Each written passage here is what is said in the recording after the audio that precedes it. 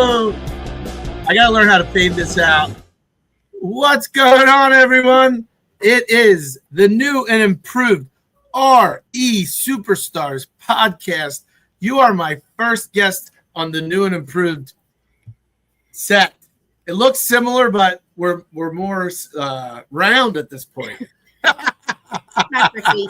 Very round.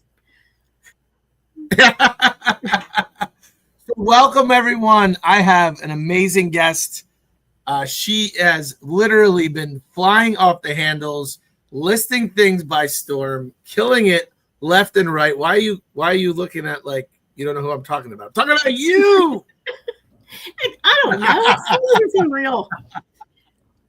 She is powerhouse, superstar real estate agent Alex Bosak out of Opus Elite Real Estate. Alex, welcome to the show. Thanks.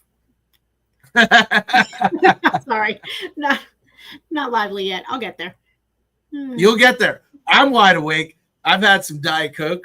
This show is not sponsored by Diet Coke, but it is fueling me today. So I'm good on the caffeine. I'm ready to grill you. Are you ready? Oh boy! All right, I'm ready. I feel like usually I should put a disclosure out there, like, oh, he refused to tell me what he was going to ask me, so I'm not responsible for anything that comes out of my mouth. Listen, to be completely transparent with everyone, telling you anything would be a lie because that would mean I had it prepared, which I don't. Oh, so right. Fair enough. We don't know what's going to come out, but awesome. So we're going to do. I want to tell everyone about you, where you're from. And usually how I do my podcasts is we start from the beginning days and we talk about baby Alex and tell us where you're from, where you grew up, family dynamic. Give us all that good stuff. All right. I grew up in Pennsauken. I have two brothers. I'm the middle child. I think that shows. Okay. Mom, my dad they met in Port Richmond, migrated over to Jersey. And that's where I grew up. I ended up buying. I went to a nurse full time. Well, I was a nurse full time, but I ended up buying my parents' house over there, and then somehow ended up. So I bought my parents' house out when they retired and moved to the shore, and somehow ended up over in Levittown because I married he was a Philly cop at the time, so we weren't allowed to live out of state. We were allowed to live outside the city, so we ended up in Bucks County like everybody else. I did not know you were a Jersey girl. Oh, yeah. I grew up in Pennsauken. I did not know that.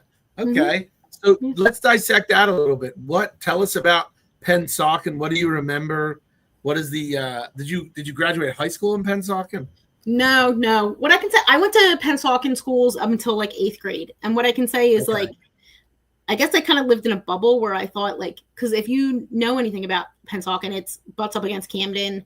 And it's like in between Camden and Cherry Hill, or like, all in that neck of the woods. It is probably the most diverse place that I've still ever lived to this day. And so like, I just grew up with every culture, pay scale of every human that ever existed. So in like that sense, seriously, like in that sense, it was a really cool place to be. And, I went to school, but I went to high school at Holy Cross in Delran. So I went to Catholic. Oh, yeah. Yeah. So I went to Catholic high school. That was fun. We're going to dissect that a little bit. We're going to dissect that. So prior to getting into that heavier, tell me about what's it like being the middle between two boys. Were you rough and tumble? I'm still rough and tumble. Well, did you guys used to like go at it? Like were they, did they treat you like one of the other guys or? Oh yeah. Yeah. No, if you're going to get hit, if you're going to hit like a boy, you're going to get hit back like a boy, and my older brother is 6 years older than me. And we've always had I wouldn't even say opposing personalities, similar personalities, very high strung. So, we fought our way through most of my childhood. And then my younger brother is only 3 years younger than me, and he's always been my best friend. So, but we always called him Switzerland because he would be like, and my mom would be like, Justin, which one did it? And my brother would be like he's like, I'm not a snitch. I'm not telling on anybody. I'm not getting myself involved in this nonsense.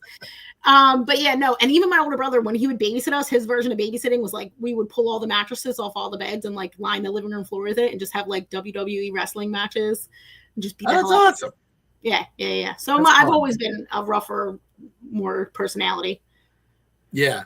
And I would think growing up in that environment assisted in that. Oh yeah. But my mom, my mom wasn't a dainty flower either. My mom's one of 7 kids who grew up in Port Richmond, and her mom. Yana's giving you a shout out, by the way. Oh, hi, G. So she grew up like one of 7, the middle of 7 children in Port Richmond, and her dad was a Philly cop, so they just beat the hell out of each other all the time. And so my mom's she's not a dainty flower either. So there was really no room for. So your mom was one of 7. Mm-hmm. Now, is your mother Polish? No, she is Irish. Irish, because as people may or may not know, was Port Richmond largely Polish then? Well, I mean, it's sectioned, right? Like it's like sectioned. So like there's the Polish section, and then they went to St. Anne's, which is all the Irish folks. My dad, who is Italian, he's first generation here. He went to some other church. I'm gonna forget off the top of my head right now. So yeah, like the Italian version of it. So yeah, no, they grew up in like the Irish section and my Italian grandparents just happened to be like the only Italian people in that section. So it wasn't like, they grew up around the corner from each other. So, Do you still have family there? No, most of us have moved out. Okay. Most of us are gone. Most of us moved over to Jersey, kind of followed suit and moved across the bridge. I was going to ask you about the delicacies in Port Richmond. So Stocks is Port Richmond, right? Isn't Stocks pound cake there? Boxes.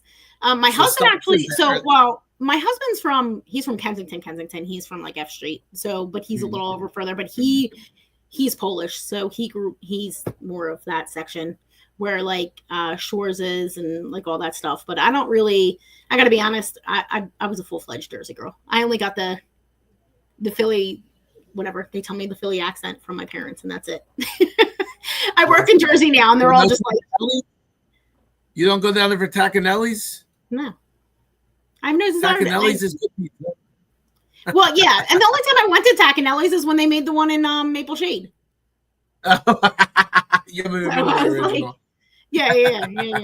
No, I'm a full-fledged Jersey girl. We moved over to New Jersey when I was 3, so.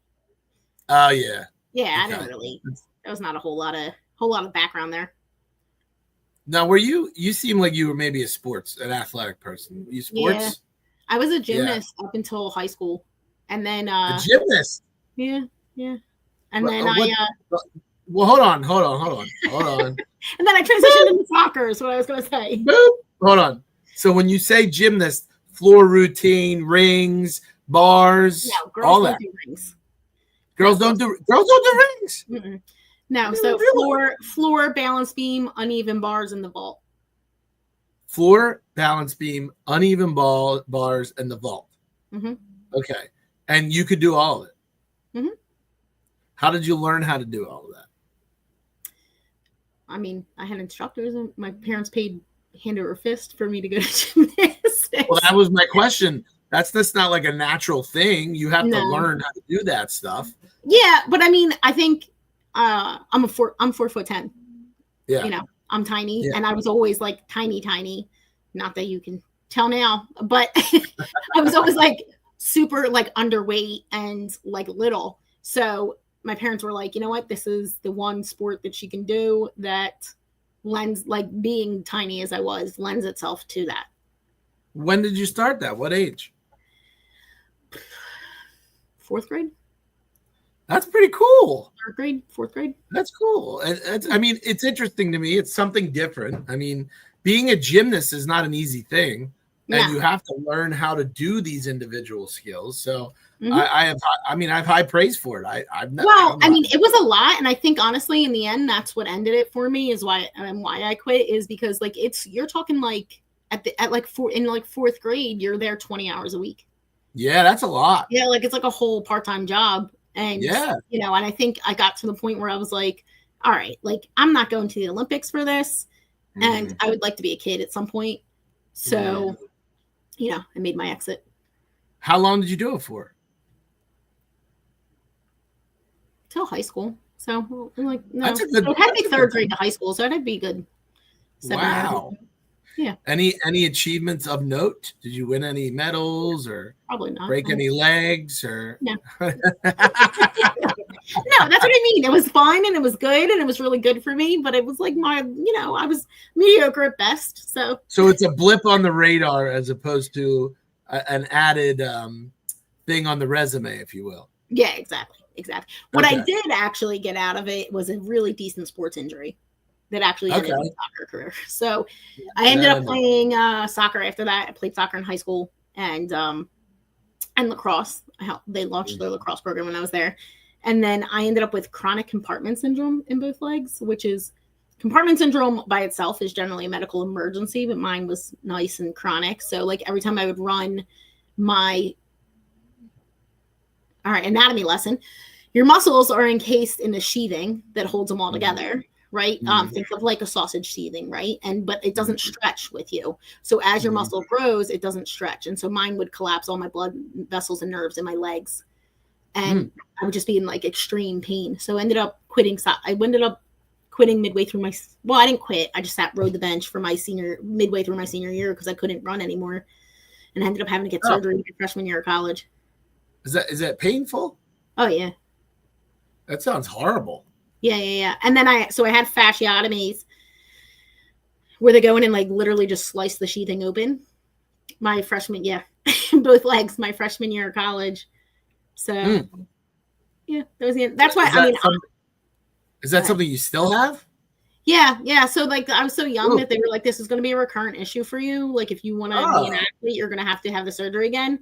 And I don't run when I'm being chased. I lift weights, but I don't do it. That's why I don't do any like cardio or stair steppers or anything that causes me to have to be on my toes.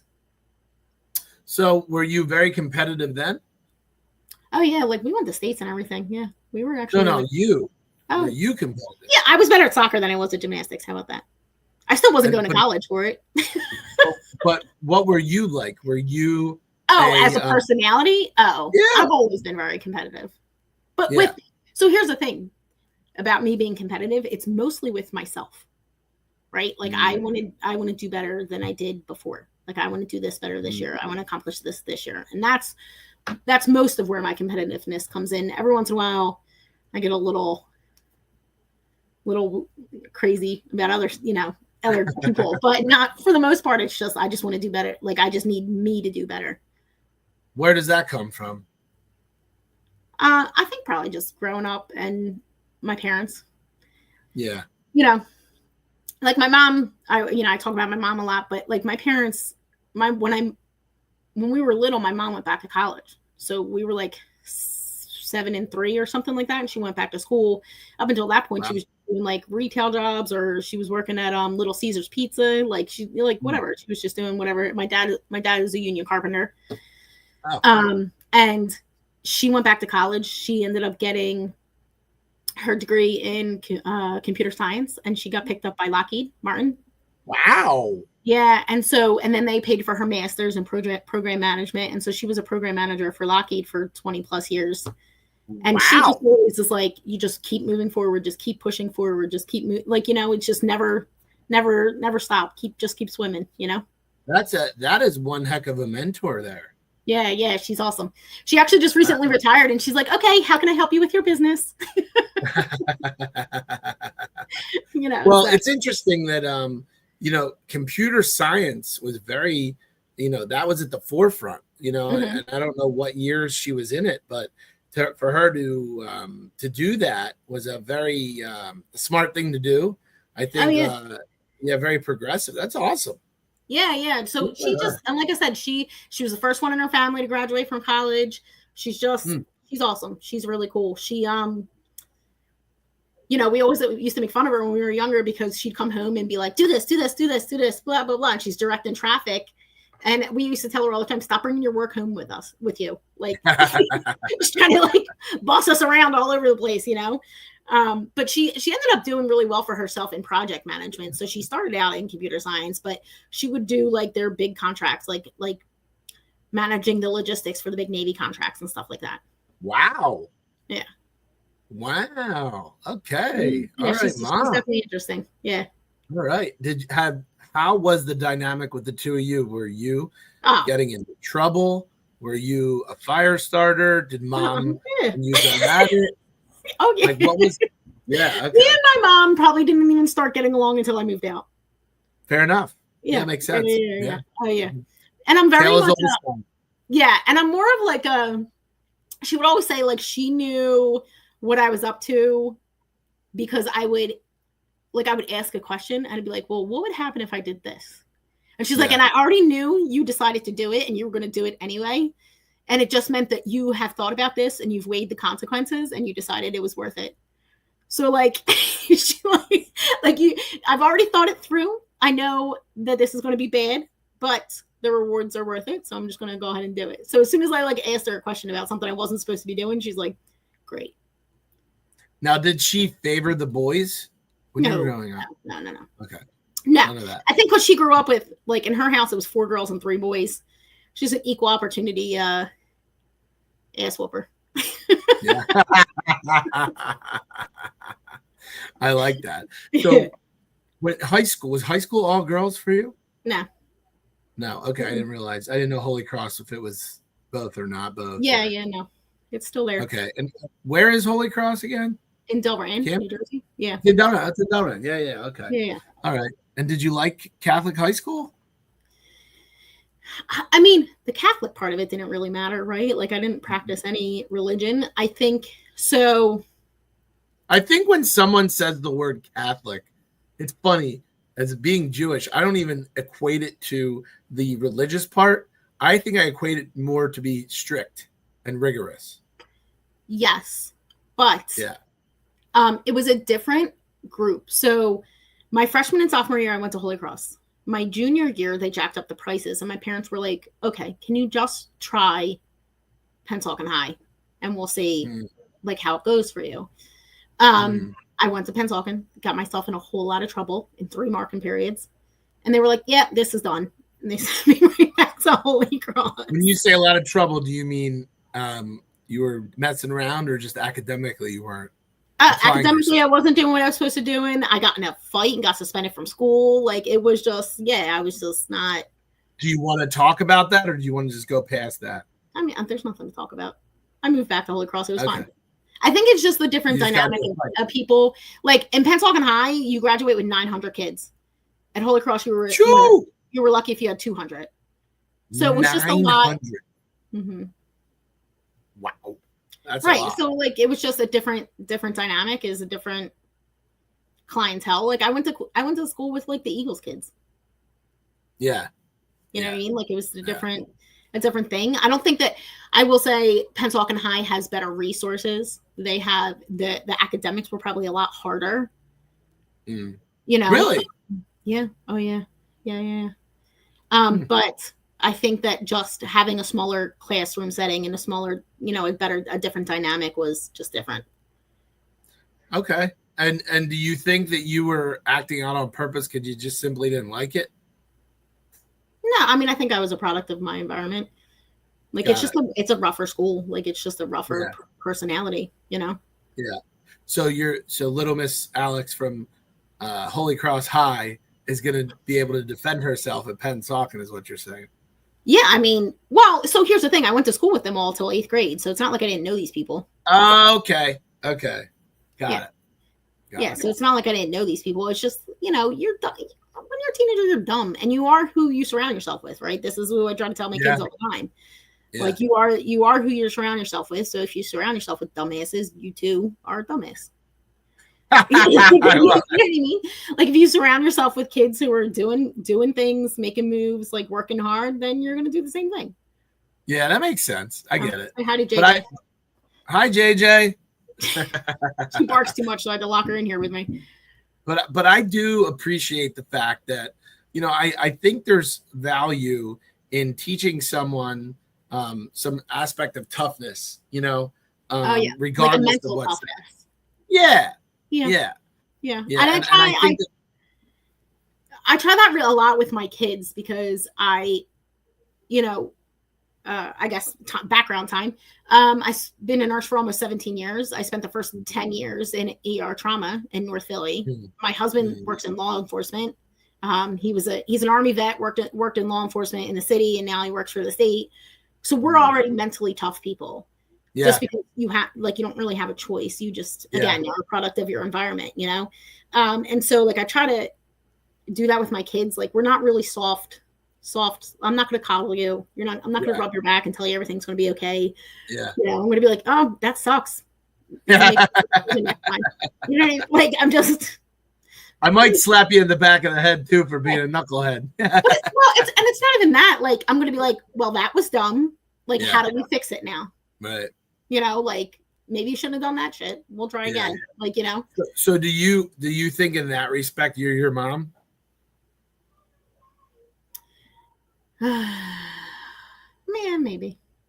What was Dad like? I was like, my dad wasn't like, he wasn't a cobbler either. He was a union carpenter. That's how I learned to curse. Yeah. But who would he leave the disciplinarian stuff to mom, or would he do it as well? He depending on who it was. He was, you know, had no problem. He was rougher with the boys. He didn't, I mean, listen, he didn't back down for me at all, but he was definitely rougher with the boys. But I will say this, he always had my mom's back. Whether they agreed or disagreed, even if he didn't think what my mom was saying was right, you know, you weren't going to part them. So you weren't going to pin one against the other. Are they still married today? No. Okay. All right. That eventually, I guess. That's not for this podcast. That's a whole nother. That's a Showtime story. It was right there. I mean, like, you know, I had to go for it. Like, no. I tried to sell the script to Lifetime. They didn't, you know. Oh man! All right. So tell me about you get through high school. Do you go right into nursing? What was the transition for you? Okay. Yeah. So I decided I have a cousin that's special needs, and she's physically and has developmental disabilities. And she was born when I was in middle school. So my whole 8th grade year, I watched these nurses take care of her. She had a trach, she had a peg. She was pretty sick kid. And I was just like, you know what? I'm going to do that. And so I literally decided in 8th grade, I planned my senior year of high school. I applied to Jeff's nursing program. What is it about the nursing thing at 8th grade do you think was like, because 8th grade is pretty early to know you want to I know. And I try to explain that to my daughter, right? Because I have a daughter going into sophomore year, and she's like, I have no idea what I want to do. And I'm like, dude, because she's heard me talk about wanting to be a nurse from a very young age. And I'm like, I'm not the norm. Like, that wasn't, like, it's okay that you still, this dog, I can't stand her. It's okay that you still don't know what you want to do. Like, that's fine. You know, I'm not normal. Like, that was just, I think it was just watching them take care of her and watching her get better and make changes and, you know, move forward. And it just, I don't know, it clicked. So I applied to Jeff my senior year, and they didn't have prereqs at the time.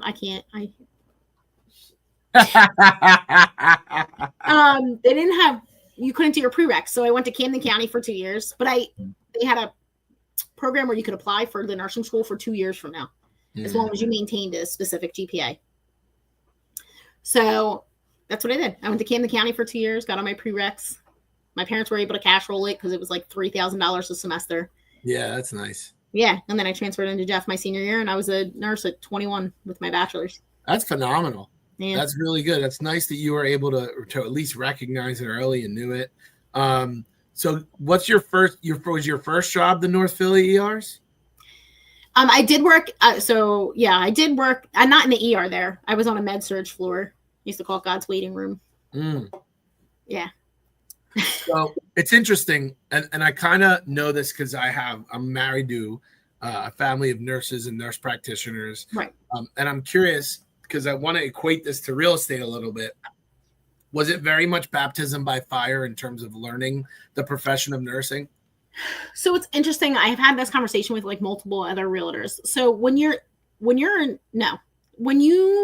are in nursing school, you do your clinical hours and stuff like that, but you have a general background knowledge. You still don't know how to be a nurse, right? Right. When you start working, like you can't even, you're not even allowed to put an IV in as a nursing student. So like even that you learn on the job. Yeah. So that's baptism by fire. That part is, but you're also like, and this is what I think actually is part of the problem we're having today is like, we're paired up with like a senior nurse. So like for months, like you could go and talk to that person and be like, hey, like you had a mentor. Right. In real estate, unless you're a part of a team or something like that, you don't really have a mentor. And I said, that's why the failure rate's so high, which is fine, right? Yeah. It's a competitive market. That's okay. I understand the dynamic of it. In nursing, you're not trying to compete with other people. You have to work with these people. Well, that's the thing I was going to say. It's how eager the mentor is, because I think in real estate, what can make or break you is how willing and able your mentor is, right? Because if you get a mentor that's really not interested in mentoring you. Yes, but I think it's also a lot of like, you have to want that to work too, right? Like if you think you're going to go, I can't, I'm going to turn this. She's so ridiculous. I love it. Oh my God. If you go into like real estate thinking that you're just like, all these people are going to give you leads and they know you and blah, blah, blah. Like you're just sadly mistaken, because most of your friends and family don't want to use you because they're your friends and family. Right. Like my cousin sold her house in Bridesburg last year and I was like, dude. And she's like, oh, I forgot. I'm like, no, you didn't. Yeah, but I will say, when it happens, it really is annoying. Yeah.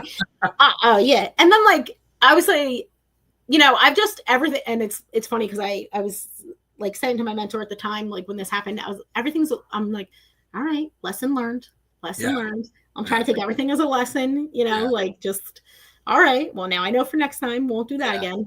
Yeah. But I guess my question too is with nursing, it's one of these things where you have a lot of pressure to do some very important things, right? Mm-hmm. And I think, like, especially when you're young, it's amazing how it is it is not baptism by fire, but it is, because as soon as you get out, your butt is out there running. Like you're just rocking and rolling, and you're seeing crazy stuff, like crazy stuff. Crazy. You want to elaborate on that? Is there anything that you? No, again, my stories could be a whole different podcast. I think yes, there's a wicked learning curve that comes with it, because not only do you have to give out these medications that could make or break a life, and do things to people that could harm them, right? But you're also like learning time management, learning like basic life skills, you know what I mean? Right. And so it's just the first couple of years of nursing is horrible.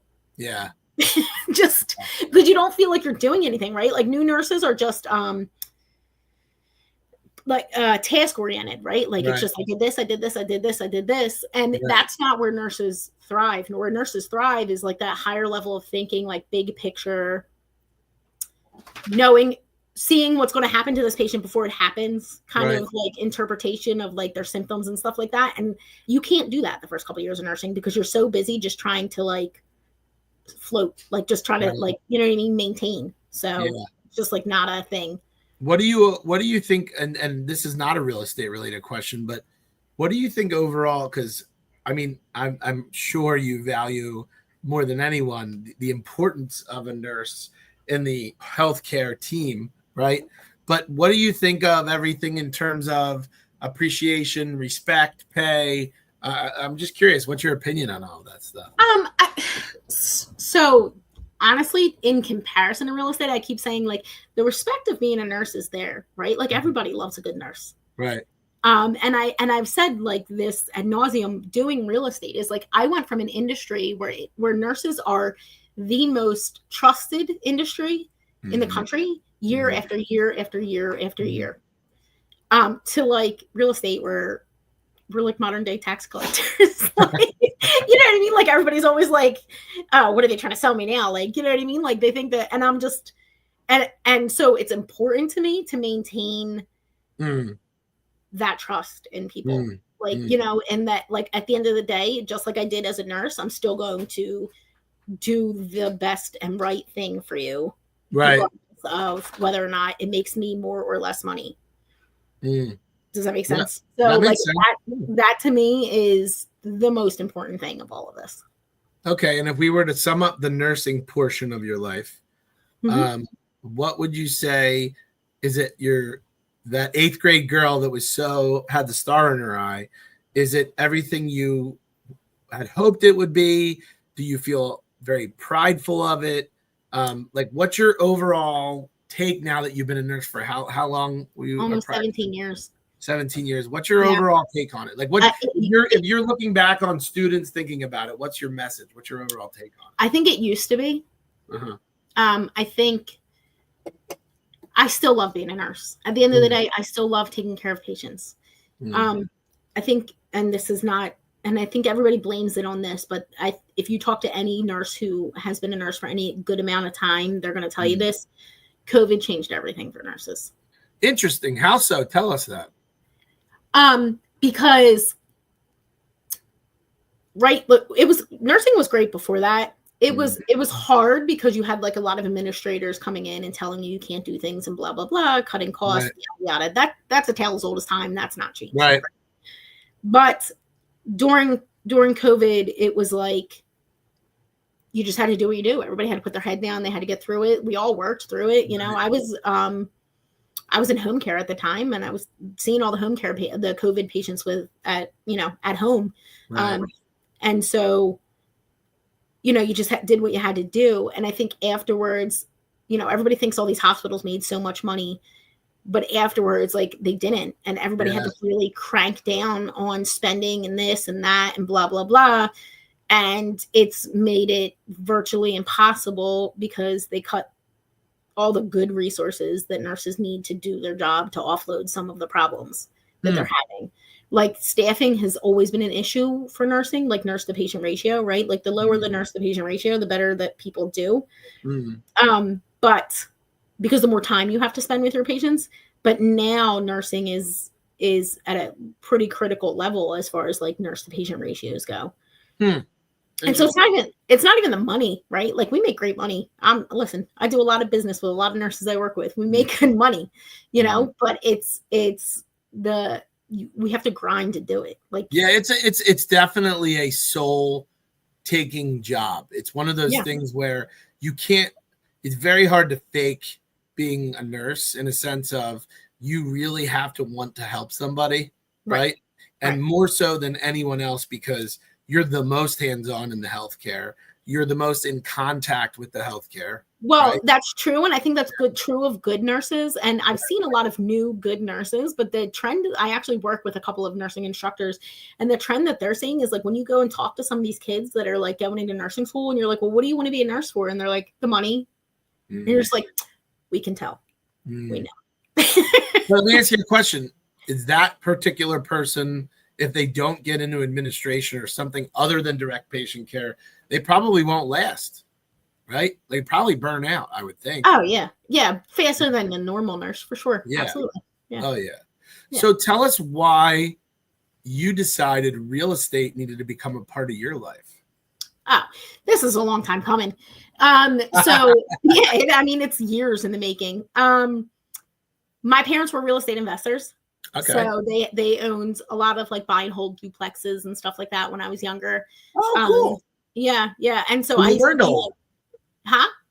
You learned a lot then. Oh, I did. I learned a ton, and I used to do all their painting for them and everything like that. So, but that makes sense with your dad being a carpenter.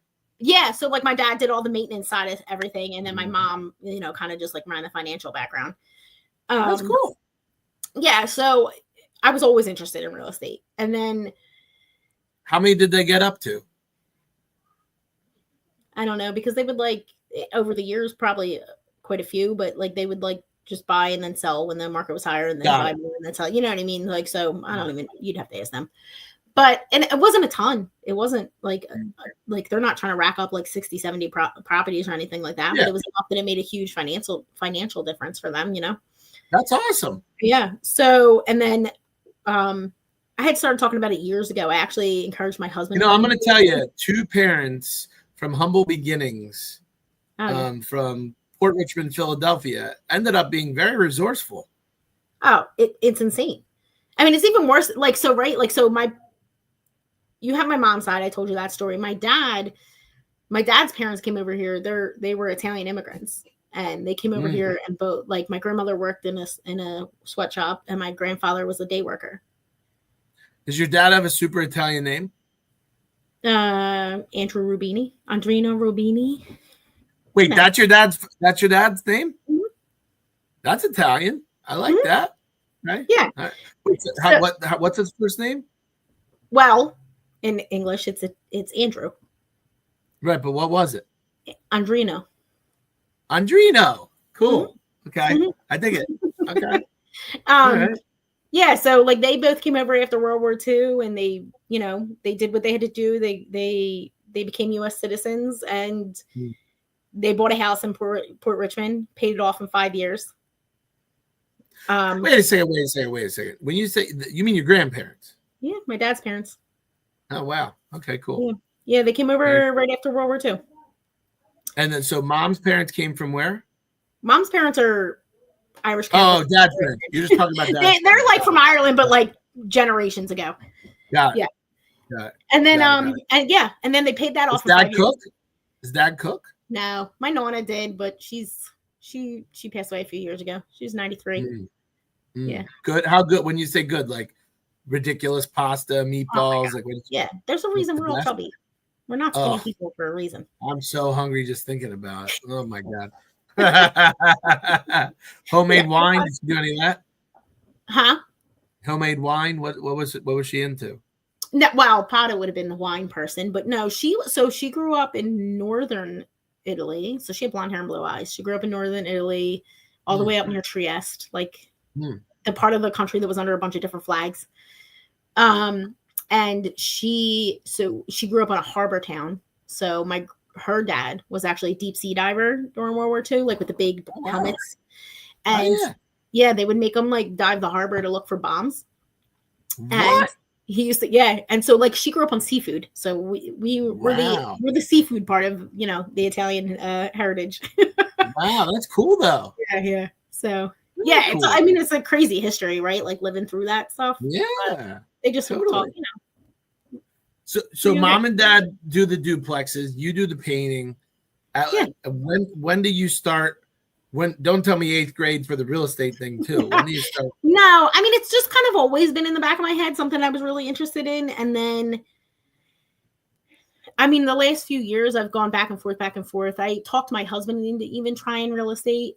He retired from the Philly Police Department. And then he what district was he? Well, he started in the 22nd, which is down by Temple. Right? Aren't you there now? I'm 25. All right, sorry. And then he was in the 35th, which is where Einstein is, which is where we met. And then he ended his career in the 15th. Wow. Interesting. Yeah. How many years did he do? 12. Good for him. Awesome. Yeah, he had to retire because he had some injuries from Iraq. Wow. Yeah, so he couldn't really do that. Wait, did I see him? Is he a licensed real estate agent? He let it expire. Okay. Right. He did well. He did well. He got a lot of business, but he is just his threshold for bullshit is just he's just not. He will not do well with this. All right, so like think about it though. Like this is like a kid who grew up in Kensington. Yeah. With a chip on his shoulder, like most Kensingtons do, and then becomes like goes into the army, gets deployed to Iraq, becomes a Philly cop, like. He's looking like people. He always tells the story like people would be mouthy with him, and he'd be looking at him like, "Do you want to go out back? Like, what are we doing?" And what are your problems exactly? Yeah, exactly. Tell me your sob story, please. That's funny. So he just has he has a rougher. He has his, like I said, his threshold to deal with nonsense is just not there. Yeah. You got a shout out, Susan Rubini. That's my mom. And I was going to say Rubini sounds like Andrea Rubini, right? Yeah, that's my dad. That's my mom. There she is in all her Irish swag in the picture. All right, so you want to do real estate. Yeah. And you've been a nurse for a while. Tell me the transition in your mind. One day you're like, you know what? That's it. I'm going to go for it. No, I think like, so me and my husband were both married before. And so when we got into our marriage, we were broke, to be fair. And we worked really, really hard to get out of that situation and put ourselves in a situation where we could manage things pretty easily. And I just was like, you know what? I've been thinking about this for years. I'm going to try it. I'm like, we're in a position where financially we can do it. And I just feel like if I'm going to be able to do it, I'm exhausted. I'm exhausted from nursing. And and here's the thing. I've been a nurse since I was 21. So if I don't get to retire until I'm 67, God forbid, right, I will have been a nurse for 47 years. Right. That is too damn long. Right. And so it's not that I'm trying to leave nursing. I love being a nurse, but I do not want to do it full time anymore. And listen, I'm going to tell you, that is such a true statement. And I feel, and I'm a little older than you, but I would still put us in a similar generation. The pivot is real. Like, career changes are real. And for a multitude of reasons, but I also think people don't understand how difficult it is, because regardless of, there may be some similarities, you're rewiring your brain, you're rewiring your behaviors. You're not starting over financially, but you're kind of learning how to walk again. You know what I'm saying? And it is definitely a change. And to do it when you have children, when you're older, it becomes more difficult. It really does. And I think like that was the point that I was at. Like, I'm like, okay, we're financially in a place where I can do this. So if I'm going to do it, then like, we're going to do it. And I've said to you, like, I think we've had classes before, and I've said to you, like, I'm an expert in my field. I'm actually a wound and ostomy specialist. So I'm an expert in my field. I get consulted by nurses and doctors all the time to look, So for me to start over completely with something I have no idea about is like, it has me on my heels. Right. But for a personality like mine, I like that. But I guess my question is, would you have ever been able to live with yourself if you didn't try? Of course. I mean, we all want things. I'm like, I also want to be financially, independent. No, but what I mean is to have the ability to act on it is a big deal. It's a huge deal. It's a huge deal. And it's a risk. But it's so funny because my husband said to me, like, I was like, did you ever think that I was selfish for doing this? And he's like, no. He's like, because by the time you've decided to do something, you've already calculated everything. You show me a spreadsheet, like, and I've always been like this. Like, you ask my mom, when I was younger, if I wanted a dog, I made her, it was when PowerPoint first came out. When I wanted a dog, I made her a 10 slide PowerPoint on what kind of dog I wanted, why I wanted, what their temperament was, how much they shed. Like, I've done all the research. By the time I come to you and present an idea, I already know, like, what and so like, he's like, no, he's like, you would have never put our family in a position where we were destitute because you want to try to get this career off the ground. So what made you think, and I'm going to compare then to now, right? What made you think that you could do it? Like, did you actually have a plan, or you just like, I'm a determined person? Like, what's your mindset at that point? So my plan was, I'm going to try it for a year. Okay. I figured I can do anything for a year. Okay. Right. If I can put everything I have into it for a year and nothing comes of it, then I can sleep at night knowing that I tried. Got it. I dig that. Right? Yep. And so, 8 months went by before I did anything. When you say 8 months, you mean from the time you got licensed? From the time I signed my paper with Opus till my first deal. Was Opus your first brokerage? Okay.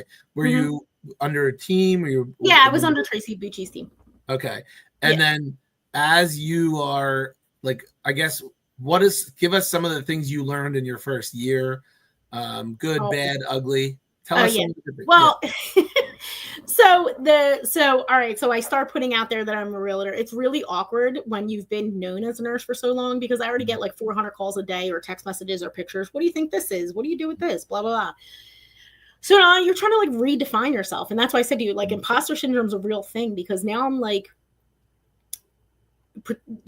like trying to redefine myself as something that I've never been. And so it's awkward to put yourself out there like that. And it's vulnerable. And you're just like, oh God, like, I don't, has that changed at all? in your mind? It has, right? Like now I can introduce myself as a realtor and not be weird about it.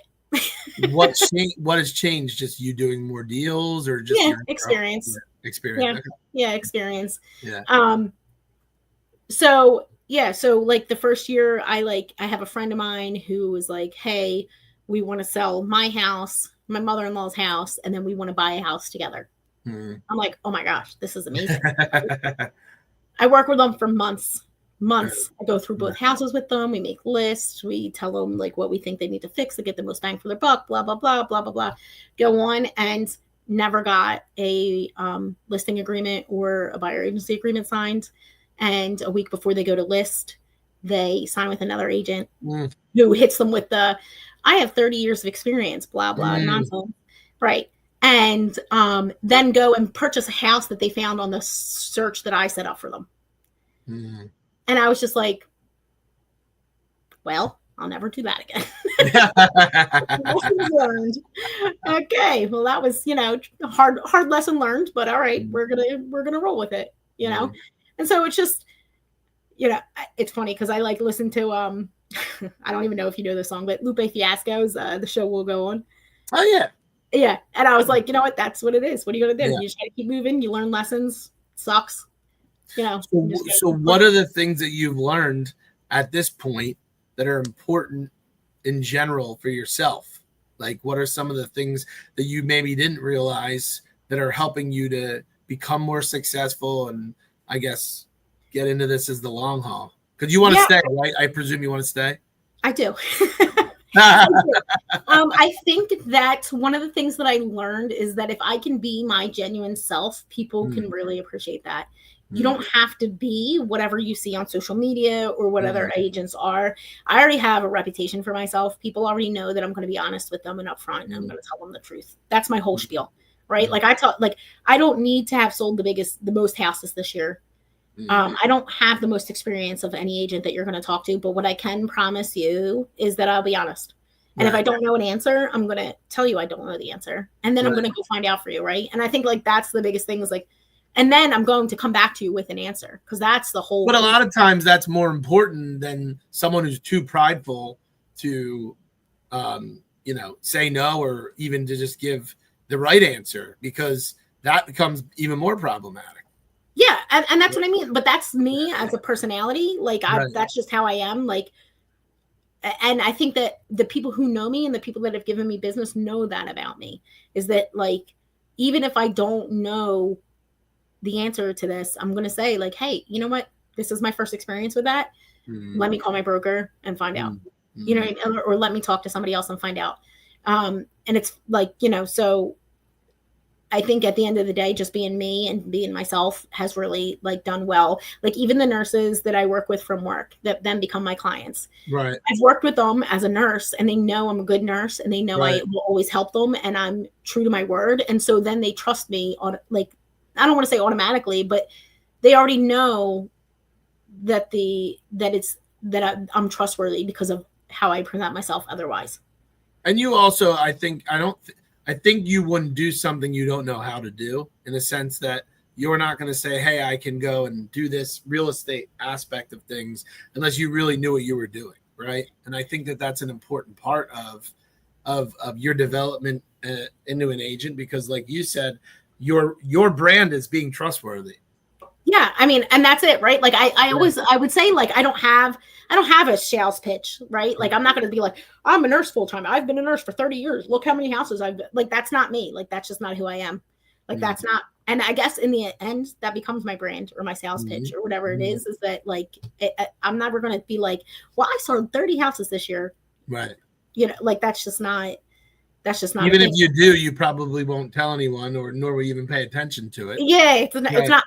Well, hold on. I do pay attention to it, but remember what I said earlier. I pay attention to it because I'm competitive with myself. Right. So whatever I did last year, we're going to do better this year. Right. And so in that sense that I track it, but it's not for me to like go around and peacock about it. It's just, it's just because next year I want to do better. Next year I want to be better. I want to like, you know what I mean? Like I want to be great. And I've told you that before. Like I don't have it in me to fail at this. I'm not, I can't I can't let myself be a horrible agent. Like, Yeah. I just, Yeah. if you're going to do it, do it, you know? Yeah. And I think that, you know, I will say there's one very valuable thing that I'm hearing as an overarching thing with you that I would say is makes you very distinct. I think a lot of people focus on the competitive nature with other individuals and other companies and other teams. I think the fact that you're focused on competing with yourself is what's going to make you better. And I think that once you find something you're interested in, that your ability to make yourself better because you're just competing with yourself is what's going to help you grow in the business. I really do. I hope so. Yeah. Well, I mean, you know, part of the thing that everyone's so enamored with you is that you are busy very early on. And you got busy early on as a solo agent when you became a solo agent, because I think at that point you realize, wait, I can do this and I can do it well. And when you come to that realization and you get rid of the imposter syndrome, right? It almost becomes, wait a second, I am a realtor. I am not just a nurse. Right. Yeah. And I think there was always the thing of like, I know I can do this. Uh-huh. Okay, hold on. I know I can do the real estate transaction part of the deal, and I can do that well. It was the whole building a business thing. Sure. That That's fair. That's very fair. Right? Like, I always knew that this side I could do with, you know, I'm not an unintelligent person. I can pick up on things very quickly. That part I wasn't worried about. It was the building a brand, building a business thing that I've never done before. Like, I'm a nurse. Like, I don't do that. Like, what are you talking about? Like, I barely even know how to use Excel. Like, but I will say this though. I think that one of the difficult things that people have is creating a sense of self-awareness and defining who they are and what they stand for. And I think the more that you tap into that, right? Because you know who you are, you know where you're from, you know what you're made of. Mm-hmm. A lot of people don't know those things, right? So when you're going to develop a brand, and we're using the word brand because there's no other way to describe it, right? When you're developing a brand, you're just becoming a storyteller to people of who you are, what you're made of, and in essence, why they should work with you.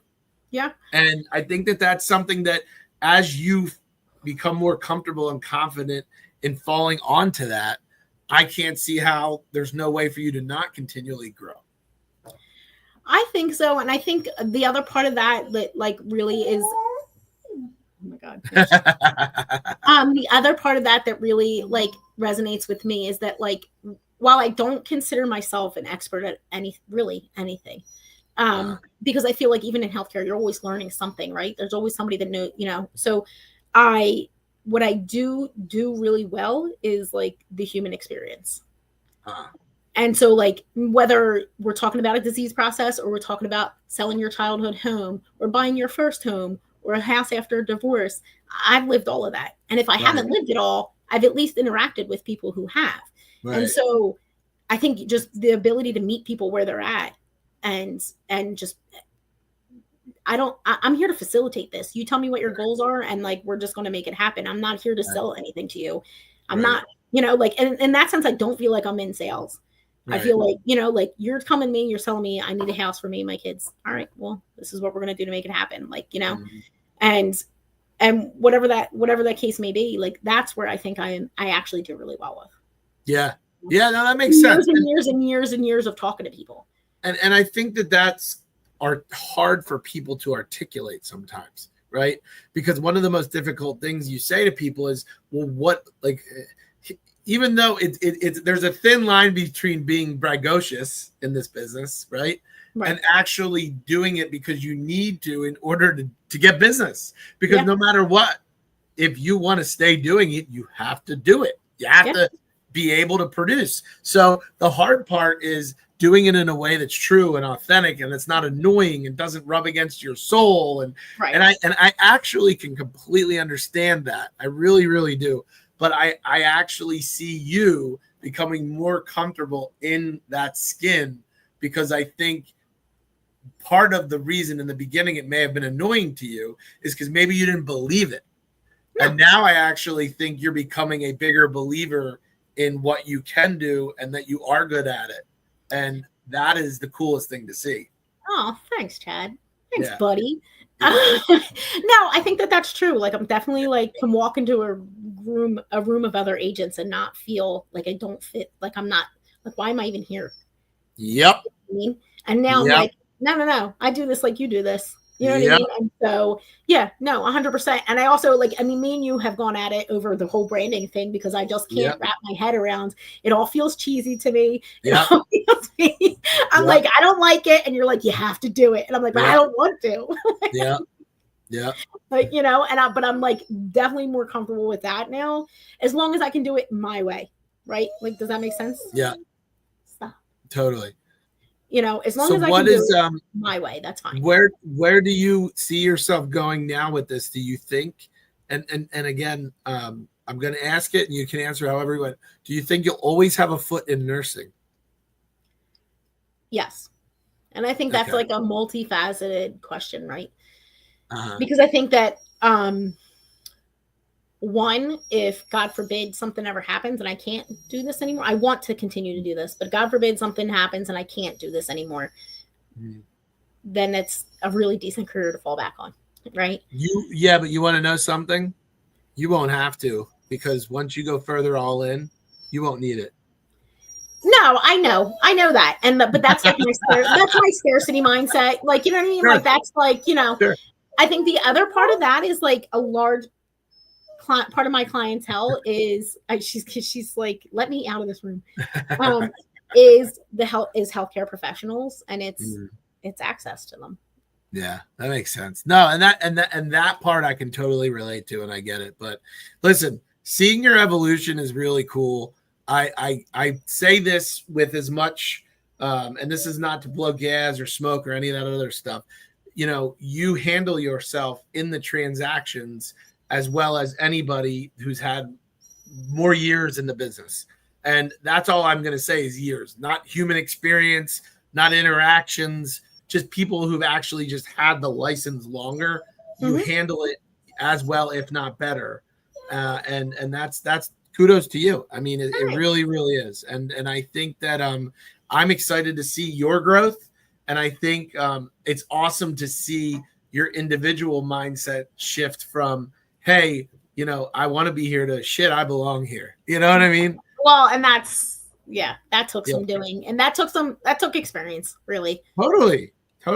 Awesome. Well, listen, believe it or not, it's 58 minutes in. Well, most people, they're like, my dog said we're done too. So if people want to get a hold of you, how do they do it? What's the best way to get a hold of you? Oh, I mean, I'm on all the social medias, but also, you know, just I don't know. Can you put my email and phone number in this thing? Yeah, or we could just say it's Alex at Opus Elite Real Estate. Alex at OpusEliteRE.com. You want me to say my phone number? Yeah. All right, 856-417-4461. I love it. Well, you did a good job. You will be a repeat guest. You will be a repeat guest. Buddy. This was a fun show. I always love doing these. And for everyone that wants to follow us, this will be up on our YouTube page at Superstars Podcast. And we are currently working on a new website, which I'm hoping to release soon. And we will have tons of content there. But it's always a pleasure, my friend. Thank you, sir. Thank you for joining us. And everyone, have a great day. I'll see you soon. I promise to do these more often. I know you're yearning for it. Everybody's excited. Peace.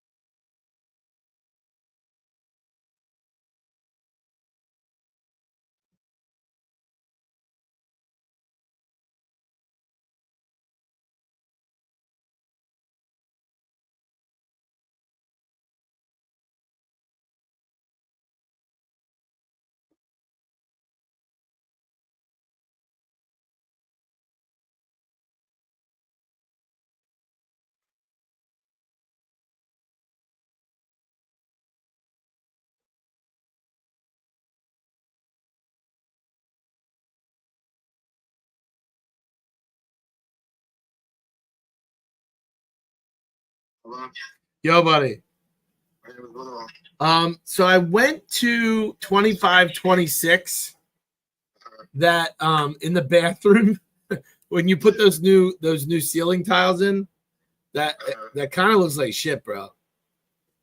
Like it looks like the what's that vent, that light, or what the hell do they call that you put in the ceiling? Did you get a new one, or did you just put new tiles around it? Wait. The exhaust fan. The exhaust fan. Remember the one where you put the new tiles in and you glazed it? It's the same thing, new face. Yeah, it looks like I'll send you a picture, dude. It looks horrible. I go past it. Yeah, I'm gonna show you what it looks like. Send that picture what it look like. Yeah, I'm gonna show you. Wait, do you see what this? It look ghetto shit, dude. The ceiling tiles, yeah, I did the ceiling tiles. All the ceiling tiles are new. No, I'm not saying that, but the exhaust fan is popping out of it. See what you mean?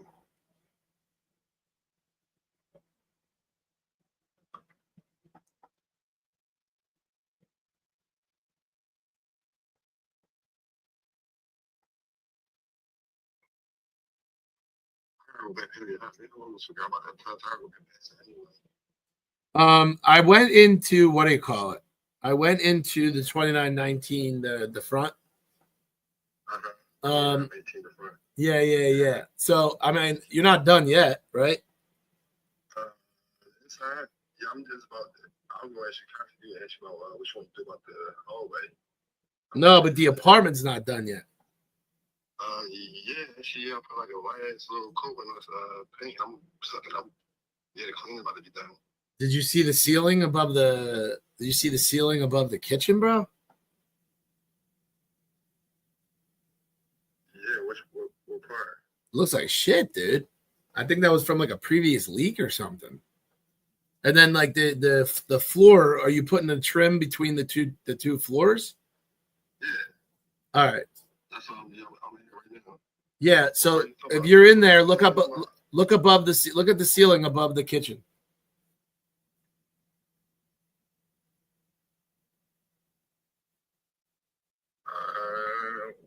You don't see that? The ceiling above the kitchen, it looks all shitty, dude.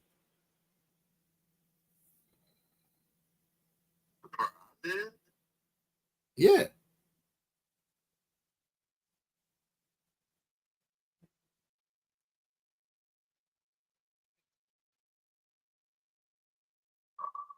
When was you in here? Yesterday? This morning, I was there with another property manager.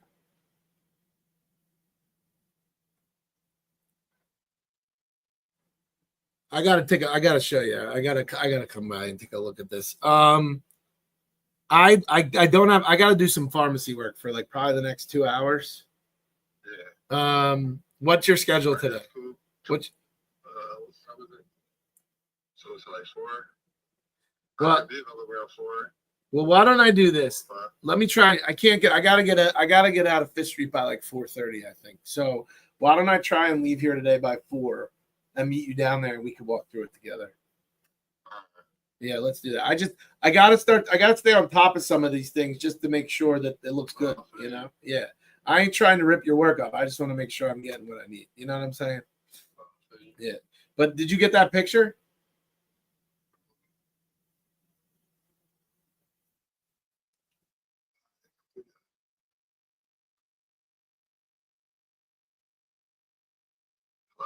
Yeah.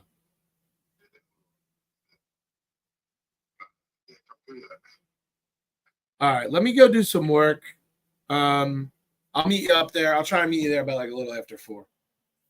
All right, cool. All right, brother. All right. Thanks.